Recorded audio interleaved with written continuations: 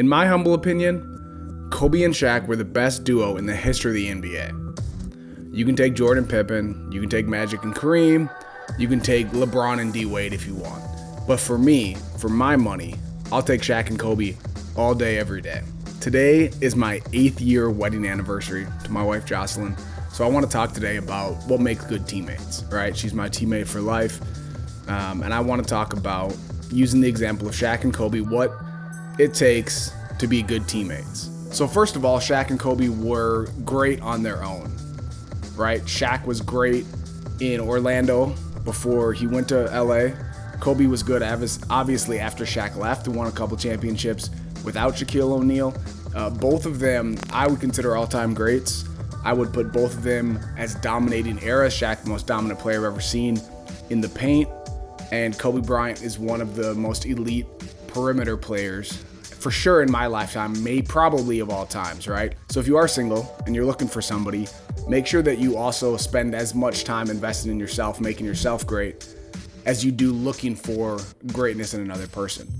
Same thing if you're already married, if you're already with your teammate for life, work on yourself and how you can make yourself the best teammate, because there's only so much you can do to make somebody else better, right? Whatever issues you might have. Maybe you don't really have issues, but you're just trying to build a better relationship. Work on yourself, because you can do a lot more to help yourself and make yourself better than you can to try to make your spouse better. The other thing about Kobe and Shaq is that they were opposites. Shaq and Kobe were very different players, right? I said Shaq was the most dominant post player I've ever seen. Kobe was one of the best perimeter players I've ever seen. So the way that they were opposites but complemented each other, right? You've heard the expression opposites attract. In relationships, people think you need somebody that's opposite, right? Sometimes it's like, this person talks a lot, this person doesn't talk enough, whatever. This person's very planned out and organized, this person's spontaneous and crazy. Yes, opposites attract sometimes to a certain extent, but the important thing is that they complement each other, right? Kobe's outside perimeter game complemented Shaq's dominant in the post, right? They complemented each other well. So if you are looking for someone, don't just go for opposites, but find someone who complements what you do well, and also maybe has some of the things that you're missing, right? The third thing, and probably most important thing when finding a great teammate and when having a great relationship with your teammate, is common goal. Shaq and Kobe were great individual players, right? But they were both seeking after one thing, and that was championships. They were not as interested in individual statistics as they were winning the ultimate prize. Whether you're looking for a great teammate or you have a great teammate already and you want to make it even better, the way to have that relationship the best it can possibly be is to strive towards a common goal.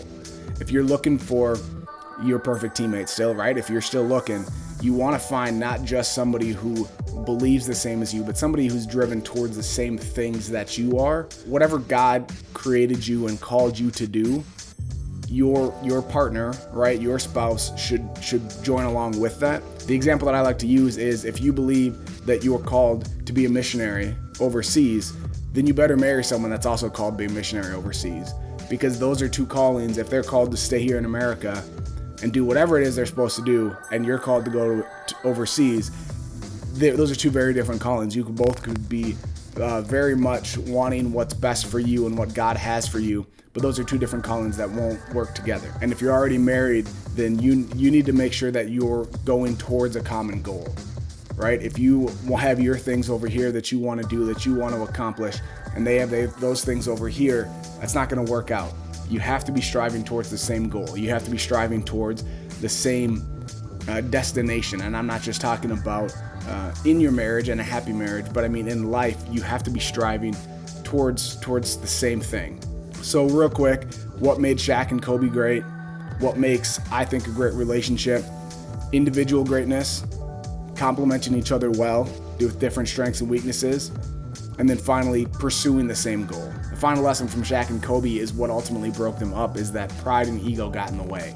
So if you found that perfect teammate, or once you do, learn from them and don't let that happen to you.